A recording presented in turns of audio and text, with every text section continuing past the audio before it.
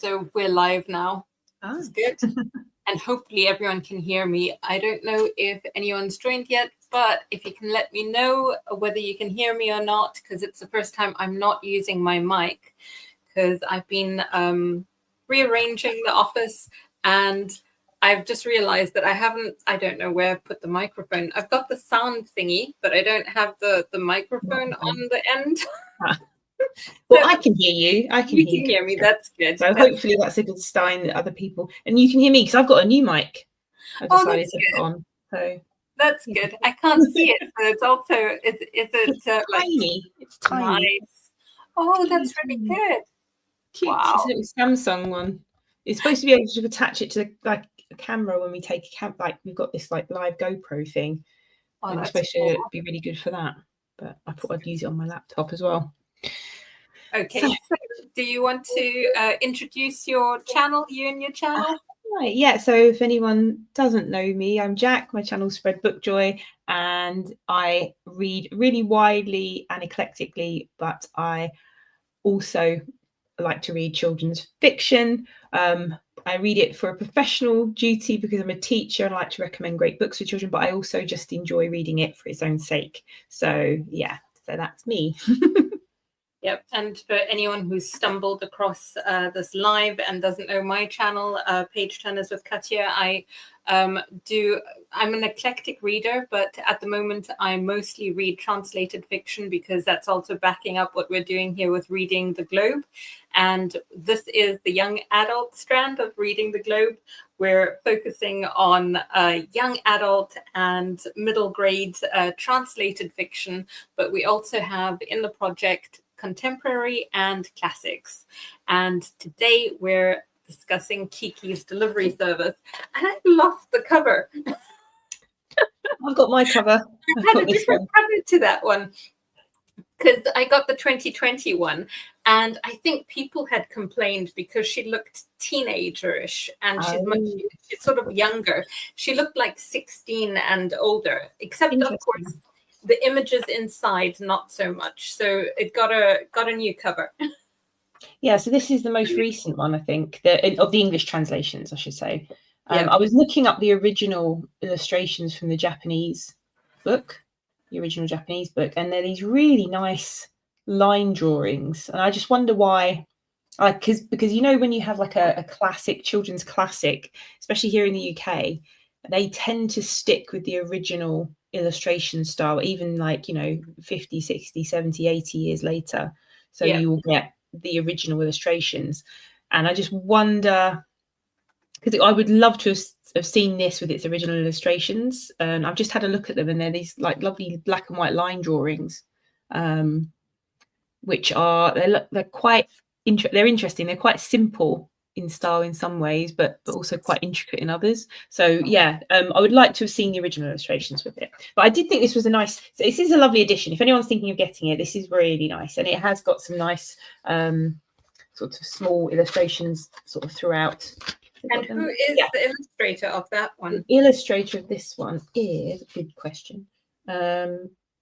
Joe Todd Stanton, and the translator is Emily Balestrieri.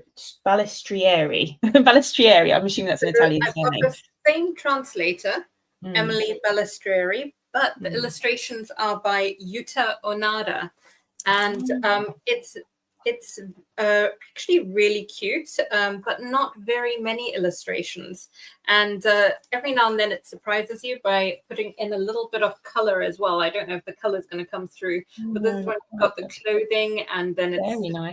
Probably not showing, but yeah, there's a little bit of it almost looks like it's been penciled in, like with a coloring pencil. Yeah.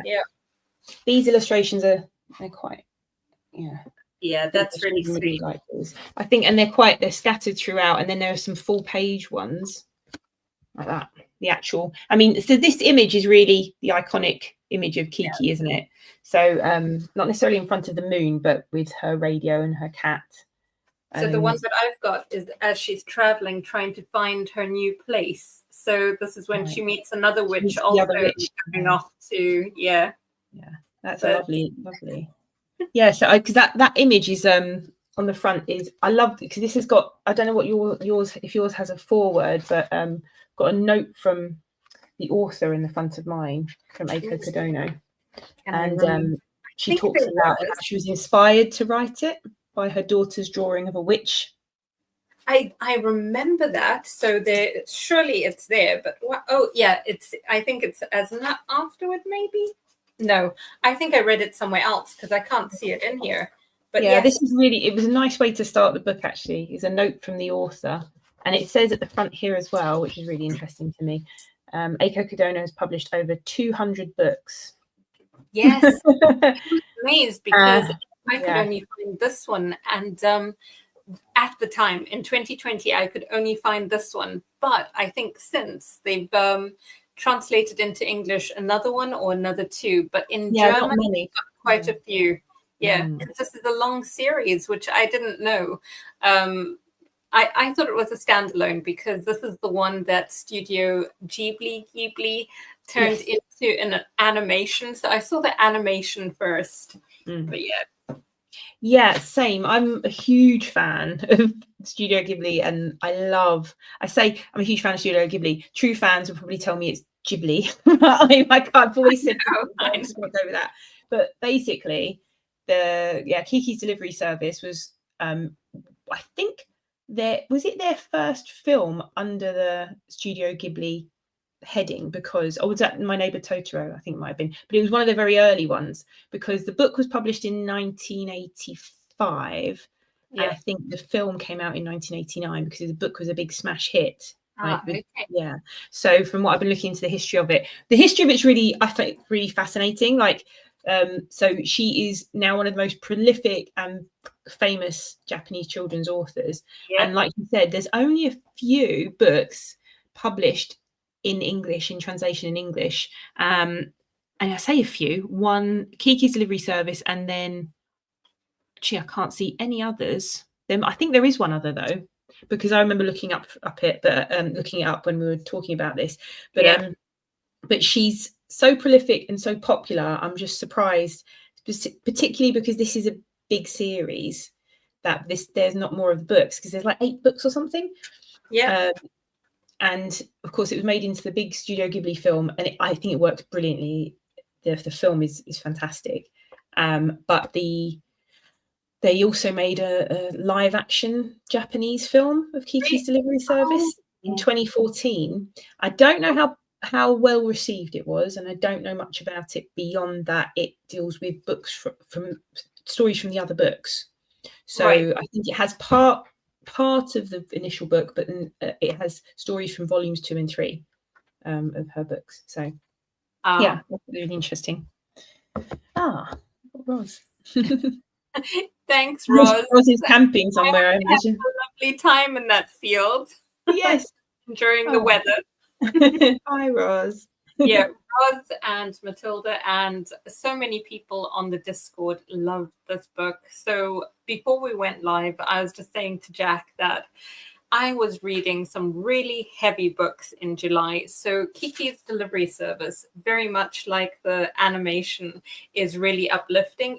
Even though maybe we go into the themes, I thought, when I read this the first time after having not watched the movie for a while, I was like, gosh, it does actually deal with some serious themes. So the one that really struck me was burnout. And that surprised me because I didn't remember that at all. She's hot and jolly here. Love the book. I'm glad you loved the book, Roz. Roz is actually, because in recent years, I remember when we met up on the BookTube meetups a few years back, and Roz wasn't someone who likes to read, generally reads children's fiction, and I said, reading some children's classics, and this is technically it, I would call it. I know I suppose it's 40 years old now, isn't it? So, but it stood the test of time in the sense that I wonder if the Studio Ghibli film has more to do with that. If it had been, would it have been as well known outside of Japan because of that? Maybe not. But it's clearly well loved, and especially if it had so many follow-ups to it. So I'm glad Roz enjoyed it because I've been trying to say to her, I find that interesting when Roz to pick books that Ros would like. I think She's that's like a good, two of ours because she also enjoyed When Stars Are Scattered. So that's good. but the Discord really enjoyed the book. And what was interesting is we were talking at the start about the illustrations, and we've got Tizi, who is in Brazil, and she shared her illustrations from the Brazilian version. And I wish I could share it, but I just don't know enough about Streamlabs to share. Yeah, I wonder if I'll have a little look and see. But They I find all the different editions and the translations. I'd be interested to read because there is an earlier English translation than this. Okay. And I as we know, when you're reading translated fiction, the translation is everything, isn't it? Obviously, I mean, it sounds like an obvious thing to say, but they vary so much. They can vary so much, translations. So the original, the one that was published in English originally was translated by Lynn E. Riggs. And I wonder if that's still available to look at and compare, because I think, yeah, it would be interesting to see what the translations are like. I'm going to give it a go to see if do I dare trying to share a screen. Be brave. Let's give it a try. If I kick us both off the live, I can always go back, right? So you'll be fine. Exactly. So let's see. It'd be good to show it. There we go. And share. So hopefully you can see that. Oh, that's the Brazilian version. That's on the beach with her cat. I love that. The cover. Oh, I love it. With the bookmark. I absolutely love the cover. Yeah, I really like that. I thought that was really sweet because it's so different from what I've got. And I think also looks quite different from yours. Yeah, I think it's wonderful. Yeah, the original illustrator in Japan was Akiko Hayashi.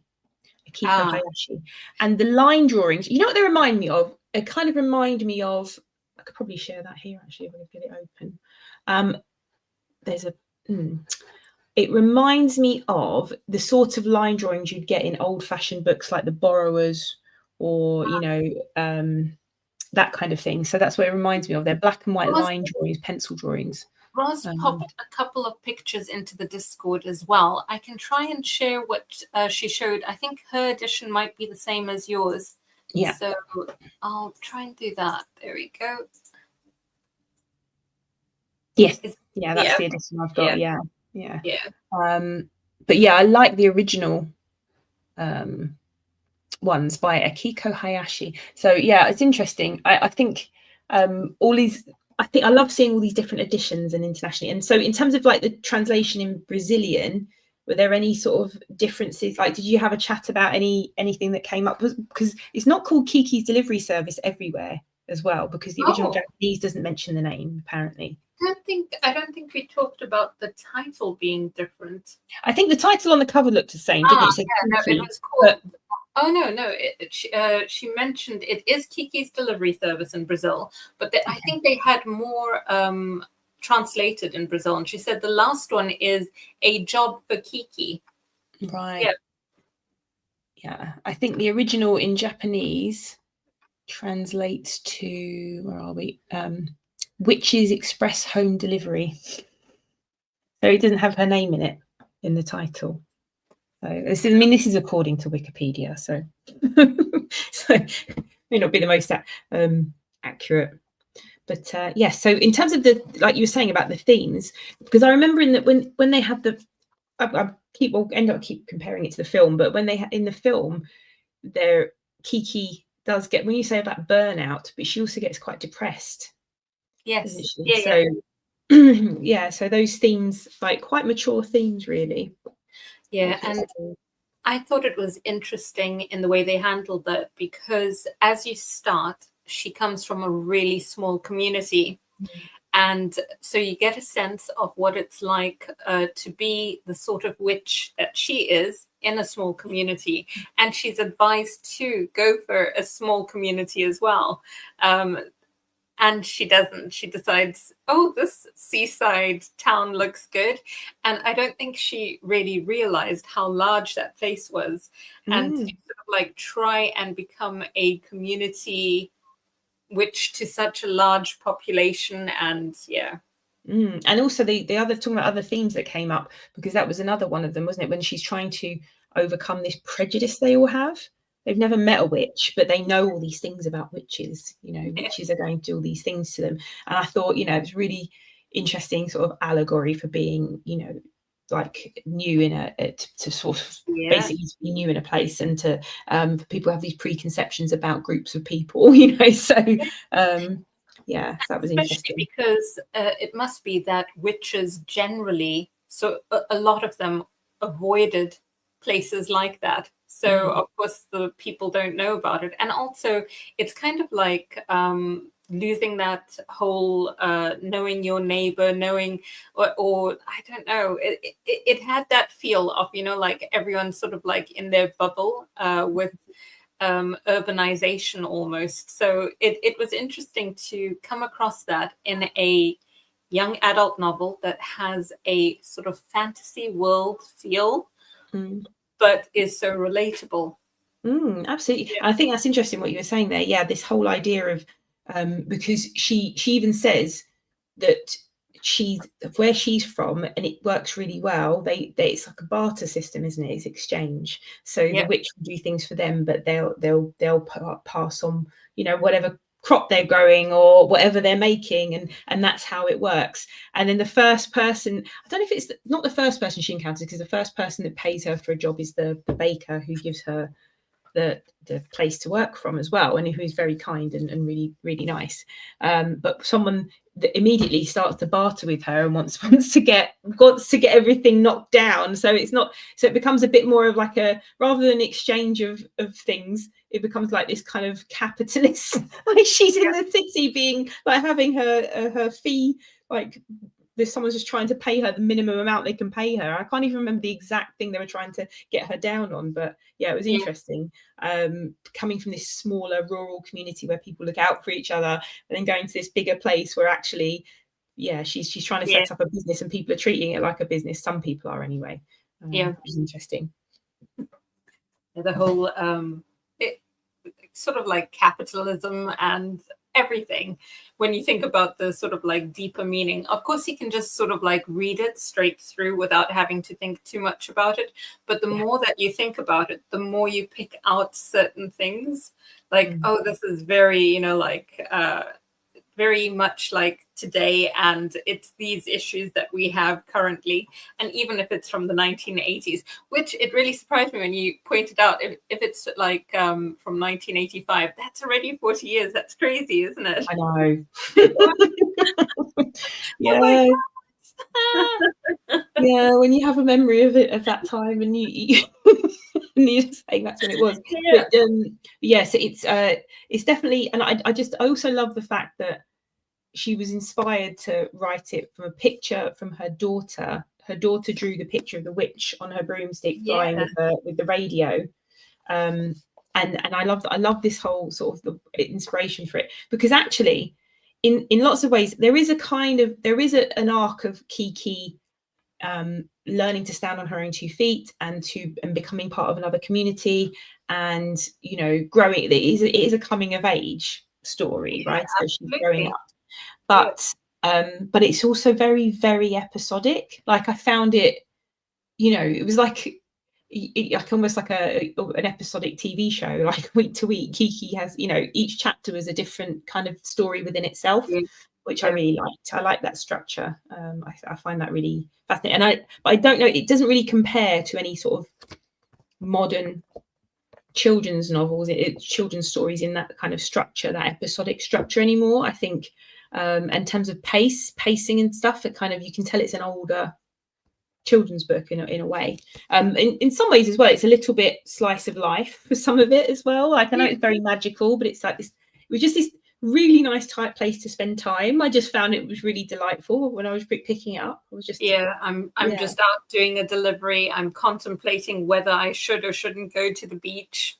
Yes, yes. There was lots of that kind of thing, and having discussions with people, and I just found it's just this basic, whimsical, delightful book. But like you say, you can pick it apart, and actually underneath it there are some deeper themes that you could look at, or you can pull out of it, or some messages you can take from it. So yeah, very good. Which is the best of children's literature, really. Children's literature is yeah, I like that. I think I have found the images you're talking about. Oh, yes. You can tell me if this is it. Share screen.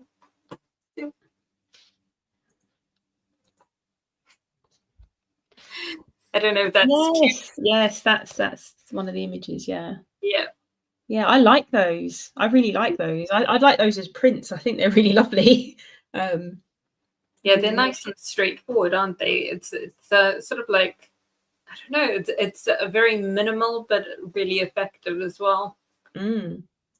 Yeah. So yeah, I wouldn't mind reading more of the series if they ever published it in English. I think it would just be a nice thing to read. I'll have a quick look to see if they have now, because I do think that in 2020, when I picked this up, they hadn't, and then I think that they have since. So I have a quick look. Yeah, I couldn't see any other books by her published in English, which would be a shame. No, it isn't.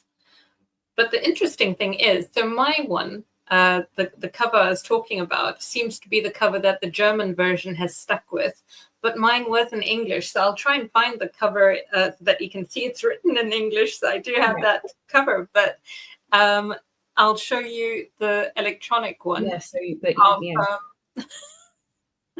the one that I've misplaced. So share screen again. And you can see she looks older on here than any of the other images. So I think that's why it was sort of like dropped. Oh, yes. Yeah. I feel like I've seen that cover before, actually. Yeah, so I've got a cover like that. Yeah, I feel like I've seen this cover before. Yeah, so the dust jacket for this is pretty much that. But I like I like my spines to show like on the hard covers.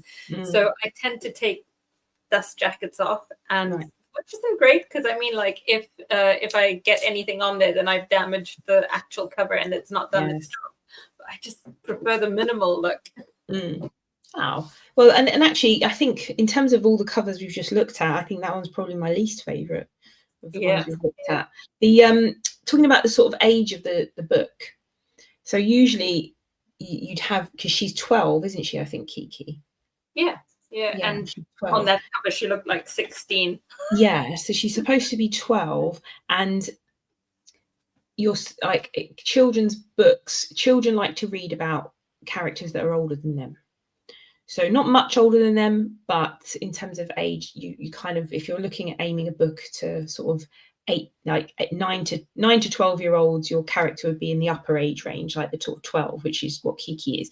And I found it interesting because the book reads at certain points to me like a story for younger children. But then there are sort of the chapter with the girl and the gift that she wants to give to this boy and this teenage girl, and then they start talking about boys. I felt, to me, was the one thing that felt out of place in this story. I think I think it felt out of place for me, because if the book itself, in terms of, it's the only thing that I wouldn't say I didn't enjoy, but that confused me and baffled me when I was reading it, because I felt like the story is quite like in the sort of what I could picture who it was aimed at when I was reading it, and I was thinking in my head, 8, 9, 10, that's a nice age group for this book. And then there was this sudden chapter about boys where this teenage girl is discussing boys with Kiki, and Kiki's also what's the boy's name in it? Is it Tombo? What is his name? I think Tom. Is it Tombo?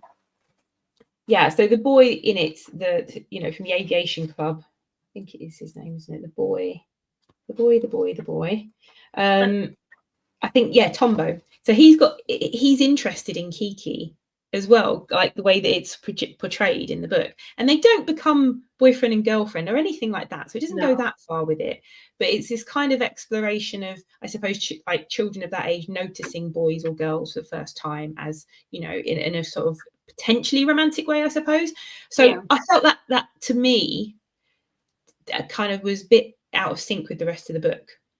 Okay, so, I didn't notice it as much, but probably because I'm used to that sort of relationship between the characters from the animation. So it was already sort of in my mind, but maybe if I had sort of like come to it fresh, or I hadn't seen the animation very closely to rereading, then I might. Yeah, because I think it does kind of, if I can't remember, I think the last time I watched it was last year, but I feel like the animation did kind of hint at that, but it was so innocently done. Whereas with the chapter with the girl, they are like explicitly talking about how to get a boy to be interested in you, like you. So that's why it felt different to me. So, you know, Tombo and Kiki in the film, there is a kind of, because he kind of goes red when he sees her, and there's kind of very subtly implied, which I think younger children would miss, that he may be interested in her more than just friends way, in a romantic way. But it's so subtly done, whereas I felt in the book it was just this real explicit conversation between an older teenage girl. Well, she's not much older, she's a year older than Kiki, and she's 13 or 14, I think, and she's talking about how she wants this boy to be her boyfriend, and she's giving him a gift and talking about boys, and I just thought it's just so out of sync with the rest of the book, because the book itself read to me like a tale for a much younger child. So yeah, I found that a bit of an odd interlude, I suppose. Yeah. For me, it wasn't so huge, but I can see what you mean, because up until then you're pretty much doing all of this sort of like just this errand, and what's it like having a talking cat, and what's it, I love Gigi. Gigi's a great character, and also because I suppose I notice it more because when I'm reading these books, I do read them and enjoy them for myself, but I'm often thinking about who I'd recommend it to. And actually, in terms of the way the book is, sort of the language within it, the story, the world building, the way it's done, I would sort of, in my head, I was thinking, oh, you know, this would be a lovely book for even 7, 8, 9. But then they've got that moment with this discussion around boys, and I'm like, I don't know if I would recommend that for a much younger child then in that case. But it doesn't read like a book that I would recommend for an older child. So that's where that kind of, you know, contrast came in for me. And I was just like, kind of, I think that's, while I'm reading it, that's what I'm thinking about as well. So yeah, interesting though. But like with the film, so much more subtly done that younger children would miss it, to go over their heads, and older children might notice it, and adults might notice it. But you know, it's that's kind of well done in the film, I think. Yeah. I did think that the book is, both the book and the film are really good at doing this whole thing of as you hit this, as you're heading towards puberty, I think that a lot of kids go through this confidence crisis, because you're suddenly you know, like it's such a huge transition. We're talking about coming of age literature, but it's very evident in the way that she goes from this quite courageous, you know, like, yay, I'm off to go be my own witch, and I'm excited and all of that. And then having that sort of crisis of confidence, that overwhelm, because so much is different from what it was. And it's almost also like all of that reassurance that you had at a younger age is suddenly not there. And I thought that was actually really well done in both the book and in the movie. So, which is when she gets that sort of depressive episode, which I think a lot of young sort of 10, 11-year-olds also go through. Yeah, I completely agree. And I think like you've got that moment when you realize that you think you know, but you don't even know what you don't know. And then suddenly all of these things that you'd never had to think about, or that you'd not considered, are becoming a reality. heightened self-awareness, isn't it? Like really just yeah. But I thought she did that really well, and probably does come from, you know, modeling this character and having her daughter in mind, perhaps. So yeah, and also when we were talking about being a new person in a new place as well, and she's not, she when she finally feels like it's home by the end of the book, when she's ready to go back, and she's ready to go back, and it feels like home to her. And I think for anyone or any children who've moved somewhere or gone to a new place, it's that initial feeling of I mean, I've had it myself in the last couple of years, where you've come to a new place, and I'm an adult, you know, and it's just a case of because I moved from London to Devon, and to me, I'd never lived anywhere else but London, and so suddenly you're kind of in a community where no one knows you, no one knows you, you don't know them, you don't know the ways, you don't know sort of the rhythms of the place, you don't know, you know, just basic knowledge that you don't even think about when you're in a place you've lived your whole life.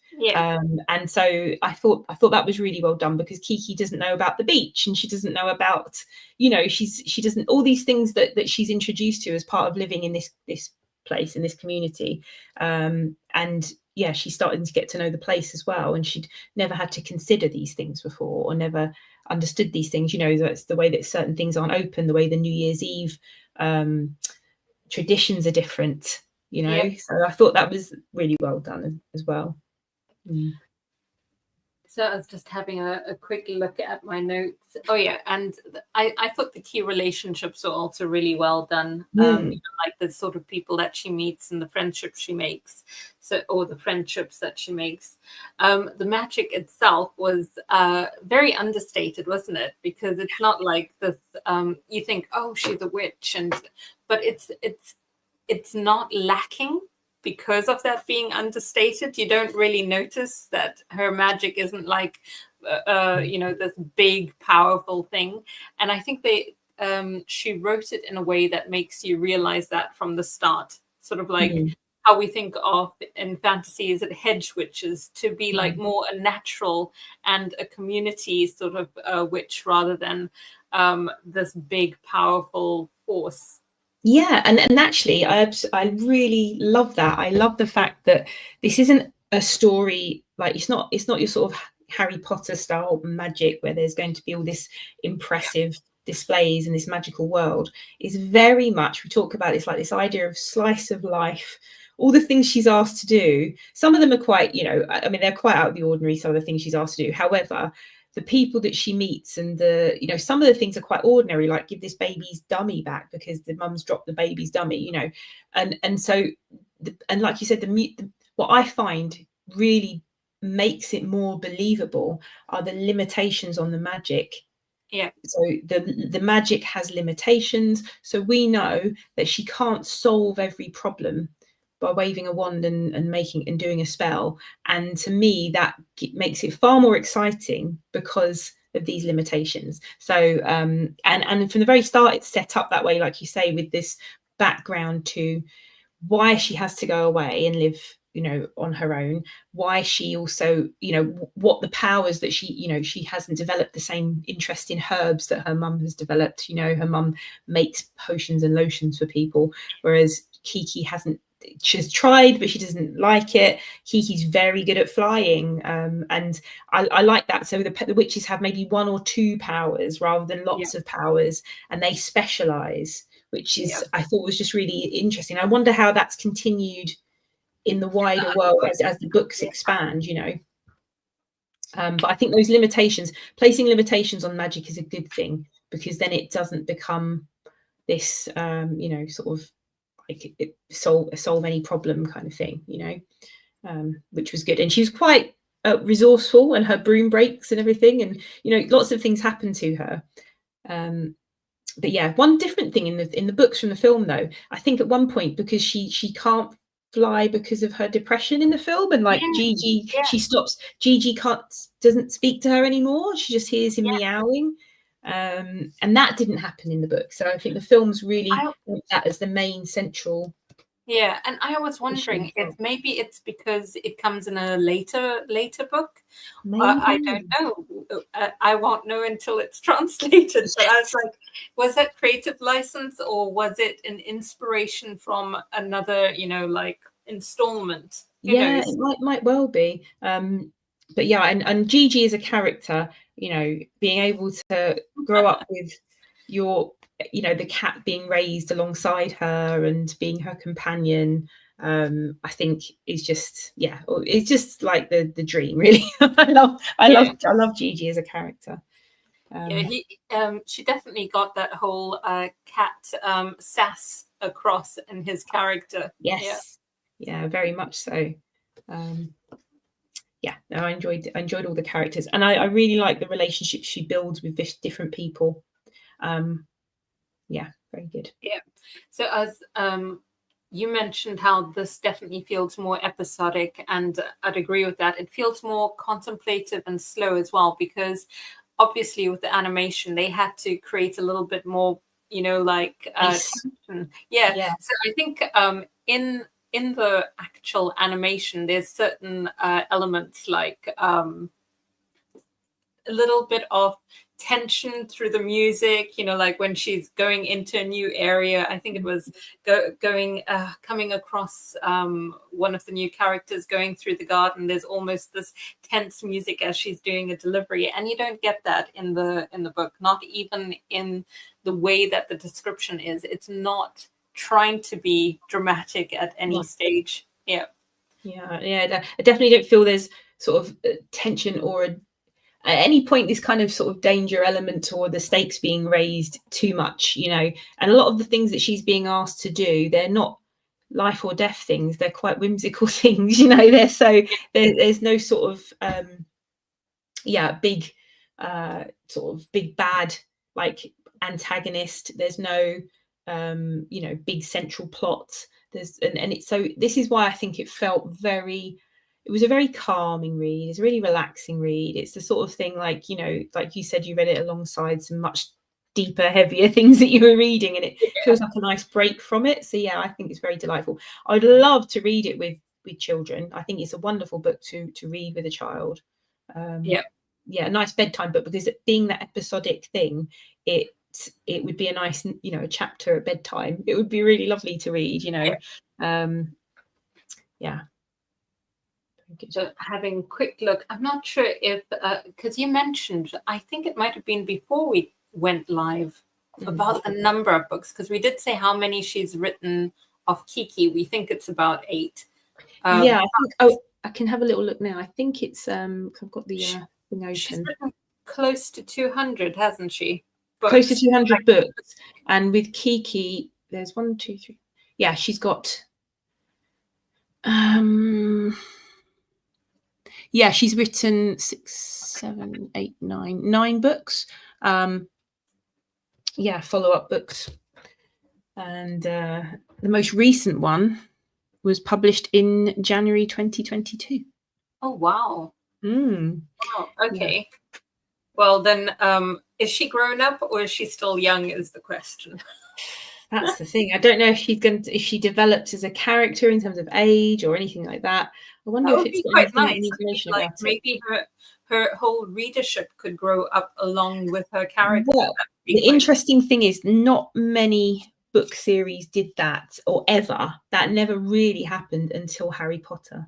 Okay. Harry Potter is a very unusual series in that he starts off at the age of 11 and he grows up as the books go on, and as the books go on they get darker and they're sort of more adult, they tackle first love and all those kinds of things. So he kind of grows up with his readership, which when it was being published was the case. He was, as the books were published, the children that were reading them were growing up, because there was one a year, but of course the books now, when children read them, they'll binge read them and they're maybe 9 or 10 years old. So it's an interesting thing. So that's an unusual thing. So I would imagine she doesn't grow up in the series, I would imagine, but I may be wrong. Because it would be an unusual thing, because especially for older children's fiction, I don't know what it's like in Japan though, but obviously my knowledge of children's literature is very European. So but we can always Google it at some point and put it in the comments or something. But yeah, like I say, I enjoyed the whole book, and I thought the translation must be good, because at no point did I feel that it was stilted. It just had a really nice rhythm to it. Yes. Yeah, no, I think I enjoyed it as well. And also sort of some of the cultural differences, like one of the chapters being about belly warmers. Oh, I thought that would make some really good knitted belly warmer. Yeah, I thought I'd make a really that obviously I keep thinking it with my my sort of teacher hat on, about well, that'd be interesting to talk to children about, or to research with them and stuff like that. So yeah, it's interesting. And again, the way that it's written, it does feel all age, although you did mention that perhaps it's weirdly, like it's got that one sort of like standout bit, but otherwise it felt all age overall. But yeah, maybe that's the exception. Yeah, I think that kind of made it, like I said, that kind of just stuck out a bit for me. But I do think it's one that adults, if you want something light to read, that's kind of low stakes and calm and just kind of delightful, I think it's a really, really good book. So one thing that I did alongside this, and like I said, I've been reading some really miserable books. I won't go into them, but I mentioned they're really miserable, and I was just like, I need a break from that. So this was really good to be able to go into something that's heartwarming, even though it tackled some themes of like burnout and someone feeling depressed. There's always something about community and kindness and finding sort of resilience. And I think the other thing that I took away from this is her actually understanding self-care. So at some point, like she dives in with all this enthusiasm and she gives out all of her energy, and she realizes she's no longer in a community where that energy is always given back. And she is now in such a big place that only the people that she's, like created a small community with, that is where that comes from. But the wider community might not care enough to be, like returning that goodness, kindness, and that sort of self-care. It's almost like teaching people about having boundaries and, that whole thing. So I thought that was really, really well done. But as I was going through this, I was like, oh, I wonder what this place could look like. So I did some Googling, because my mother loves YouTube for channels not like mine. She doesn't watch BookTube. She has on for a couple of hours every day walking YouTube. And when you just have those videos of people walking in places around towns and around So they can be walking around Edinburgh, they can be walking through the Highlands or whatever. I Googled and I found walking through Japanese seaside places. There's a channel called Ambient Exploration, and it was a fantastic, I love things like that. Yes, I will send you this, but a fantastic sunrise walk on the Onigajo coast, and it was beautiful, and it was just showing the sun coming up and the water, and it's just like, oh, okay, I could imagine this being the place, although it doesn't have much beach, because they definitely go to the beach, but it gave me a sort of sense of place. And then I watched a couple of others, like different towns and stuff, just to give me a feel for what is it Koriko? Koriko, yes, I think that's the name of the town. No, I'm going to check that out. I'll send that to you. It's called Ambient Exploration, and I do that every now and then. If I'm reading a particular book, I'll either listen to music or I'll watch some YouTube. And I did that for Good Night Tokyo. That was a really, again, episodic, but it was a very contemporary Japanese with a bit of magical realism in it. And because it talks about Tokyo at around, I don't know, 10 p.m. till about 1 a.m. or 4 a.m. It's a particular, like this sort of like twilight hours. And I then found someone who goes walking through Tokyo at that time. That's so good. Yeah, it really adds to your reading sometimes. No, I'm a big fan of ambient videos. I've got a playlist actually because I put them on for all sorts of things, for work, for everything. And funnily enough, Studio Ghibli ambient videos feature quite heavily. There's a really good one of Kiki's the greenhouse, like her mum's garden and stuff, and it just plays in the background, a little bit of music and tinkling and stuff. So yeah, I'm a big advocate for that. So I'll definitely check out those. So never even think about putting on those ambient, like the actual walking videos or someone walking through a place. I never think about that. I always just look for a particular, I don't know, mood or whatever it may be that I'm looking for. But yeah, that's a great tip. That book you're talking about though, Midnight Tokyo, is that one of the ones from your Reading the Globe project? No, but I did end up buddy reading it with someone who is doing Reading the Globe, because we've now got a section on the Discord that invites people to buddy read anything that's translated fiction. So I buddy read that, I think it was with Catherine. But yeah, so I really enjoyed that as well, because it was one of those books that had been sitting on my shelf for about 2 years, and I kept looking at it and going, I want to, read it, but I just ended up not. And by having someone go, oh, I also want to read it, we buddy read it. Yeah, we gave each other, like we were like, let's do a chapter a day sort of thing. And that was really handy. And we caught up every evening, which was also quite handy, because it was one of those books that set at night and we were doing the catching up at night. So that was also quite good. Yeah. And there's a really good, it was on, I watched the original. I didn't watch the whole thing, but I started watching Midnight Diner. I watched the whole thing. It's I enjoy it. It's really slow, but also really compelling somehow. And again, that episodic thing and this kind of magical realism, and I just I really enjoy that kind of that kind of TV show as well. I think is really great. So gentle. I like the way they tie. He is the observer, like the owner of that diner, and then he has these what are sort of like the people of the night almost, isn't it? Because he's like in an entertainment district, and the people that turn up there are coming out of hostess bars. They probably work there, or they have just finished a really late shift and stuff. And it really gives you a feel for sort of like the early or late hours of Tokyo life. Well, this is it, and any city, any place, well, cities really, because I'm living now that I live in the countryside. I know it's not any place, but any city is a different place at night.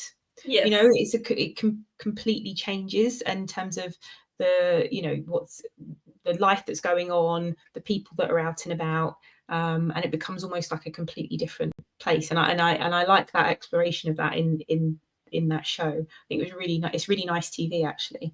I also like how he doesn't have a set menu, so people do go in and order their usuals, and they order the things that, and quite often it's that thing, isn't it, that home comfort food or that thing that they're craving, and he makes it for them.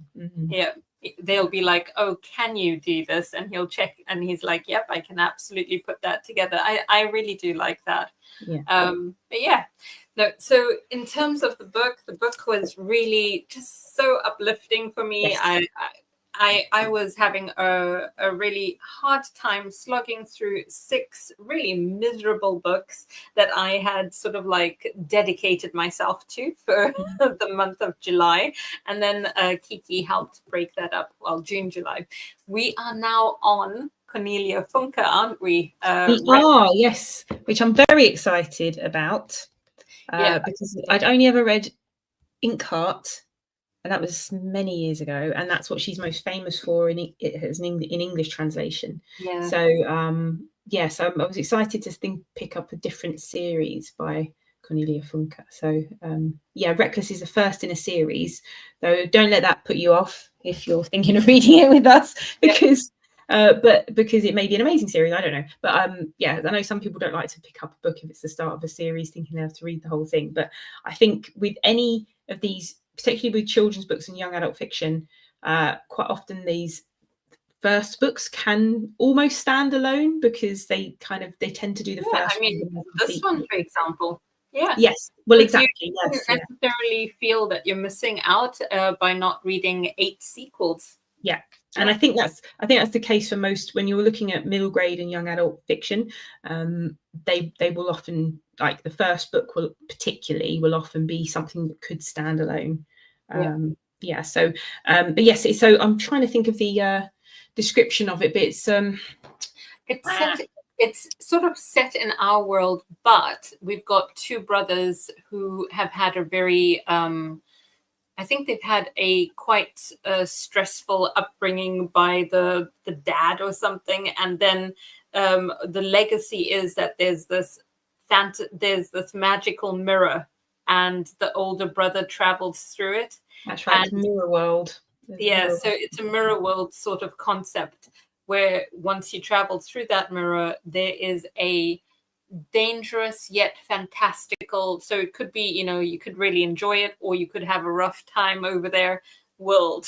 So I don't know whether I'm describing that very well. I think you're right. It says that it's the first book in this Petrified Flesh series, which sounds like a real horror, doesn't it? Yep.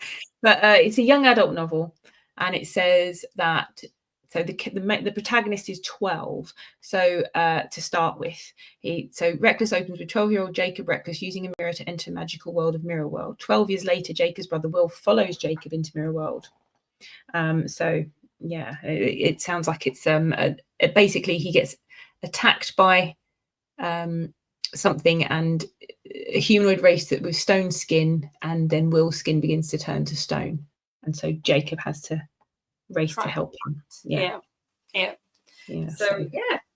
I think it will be exciting. Certainly there'll be some interesting fantastical. She's good at fantasy. She's good at world building. Well, again, talking about like one of the sort of very successful children's authors worldwide, she is one of them, isn't she? So she's like, and actually quite a lot of her books are in translation in English over here. She's a really popular author in England. So but yes, so she more recent, because I think the series has concluded, hasn't it? But it has, it's from 2010, the first book, so I'm assuming the rest of it's been published. I thought I'd seen her in the news, but I'll look that up another time. But that is our book for now. So for this month and next month, for August and September, that's what we're reading, Reckless by Cornelia Funke. Yeah, very exciting. And then we've only got 2 more books after that. Yes, and they are Prince of Mist. Which is Carlos Ruiz Zafón's debut novel. Was it? Mm-hmm. I hadn't realized. Carlos Ruiz Zafón's debut novel, Prince of Mist, and it's a young adult book. And then we have Moomin Papa at Sea. Yep, which I'm really looking forward to, because I read my first Tove Jansson book. I read the Moomins, the 85th anniversary edition of the Moomins and the Great Flood, or the 80th anniversary edition. Sorry, not 85th. Wow. 80th anniversary edition. I've got it up here. It's a beautiful book, actually. Beautiful edition. Oh wow, stunning, isn't it? And it's wonderful. If you've never read the Moomins before, and I hadn't read the Moomins, I only remember the Moomins from the TV show and stuff from when I was younger. Never read a Moomins book. Really good, really lovely. Again, that kind of very gentle but with a lot of deeper themes. So I'm looking forward to Moomin Papa at Sea, because now I've had a taste of her writing and illustrations, because of course it will be all her illustrations as well. She was an illustrator and an artist. That's what she was most famous for before she started writing for children. So looking forward to all of these. That's cool. If people are into planners as well, they'll probably know that Hobonichi has got Moomin Papa covers for 2026. I wonder, because actually I was going to say, I wonder if that's the anniversary, but of course it's the anniversary this year. So I think it's is it the 80th anniversary this year? Yeah, well, because it was published the year she wrote it during the Second World War, and the first book. That's why I say like they're saying the themes of it are quite a lot deeper, because Moomin Mama and Moomin Troll are searching for Moomin Papa, And you like the kind of commentary on this was that you could see, because a lot of people were displaced and away from their families during the Second World War and would have been searching for people. And so, yeah, it was interesting to hear about the sort of context behind the book being written. Yeah. And I mean, a lot of fathers were away for years on deployment, just like gone for a huge chunk of people's childhoods. Yeah, absolutely. So they were hunting for him, and then they were hunting for a home as well. So yeah, the deeper themes within it, even though it's this really kind of very like magical kind of lovely light read in a sense, but underlying it, when you know the context it was written in, it's actually quite poignant. So yeah, I think a lot of the books that we've picked actually have got these deeper meanings. And when you think about young adult and middle grade, yes, a lot of it is about entertainment. And, you know, like you can, just like with adult fiction, there's some fiction that you just sort of like inhale and you don't worry about remembering it in a month or in a year's time. But these particular books have all sort of like struck me, and I think I'm going to remember for a while. When Stars Are Scattered, for example, and Kiki's Delivery Service, because they help us process certain things and experiences. And I think you have to have such talent as an author to actually put that into a sort of like almost like slice of life, or but yeah, it makes it interesting telling the story, but equally it's sort of helping young people process certain things about the world. And I think that's a huge talent. Absolutely. And I think and this is why, you know, because I've contemplated, I've done a few videos on why adults read children's fiction, and I've read quite a lot about it. There's a fantastic, and funny enough, I found a copy of that on a secondhand shelf. There's an essay by Catherine Rundle, who is called Why You Should Read Children's Books Even Though You Are So Old and Wise.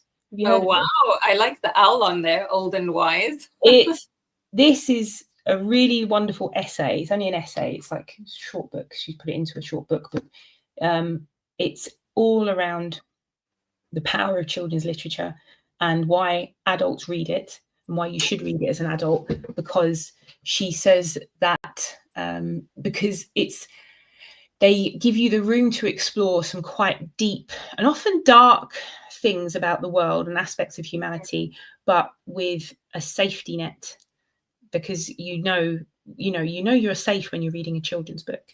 And also that she talks about this, like the subversive nature of children's literature that's kind of hidden really unless you're looking for it. So she talks about the fact that Mary Poppins, that the dad is called Mr. Banks, and it's a very anti-capitalist kind of like idea, you know, and it's like she talks about all of these different kind of subversive ideas in children's fiction that are underlying these, you know, often magical, often whimsical plots and ideas, and like you say, slice of life things though. So they're not dealing with true horrors or anything like that, anything that just would be depressing to read. And funny enough, the fact that you were talking about reading Kiki alongside some very deep, very dark, very heavy reading, and that this was alleviating it for you, but also letting you contemplate some wider and deeper themes, but in a very gentle,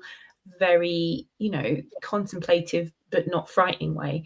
And adults will see that in these books, and children will absorb some messages from books without necessarily thinking too deeply about them unless you start having that discussion with them. So that's why I love very good children's literature. Is a wonderful thing to read, and to see and to read it as an adult with an adult's eyes. Yeah, it's wonderful. But yeah, I highly recommend this if anyone wants to read it. It's a great essay. It's really good. Super. Thanks. Right.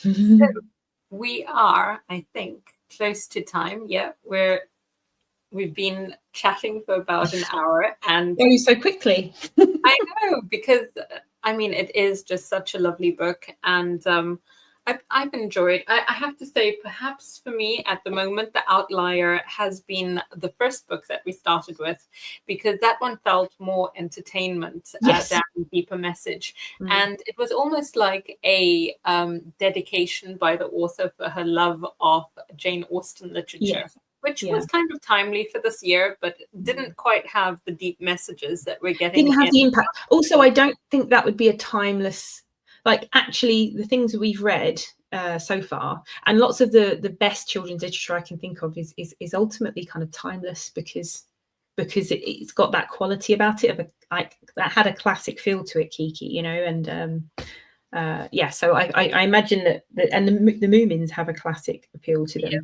because they have these, you know, and what Catherine Rundell calls good children's literature, she calls it literary vodka, because there are these ideas distilled.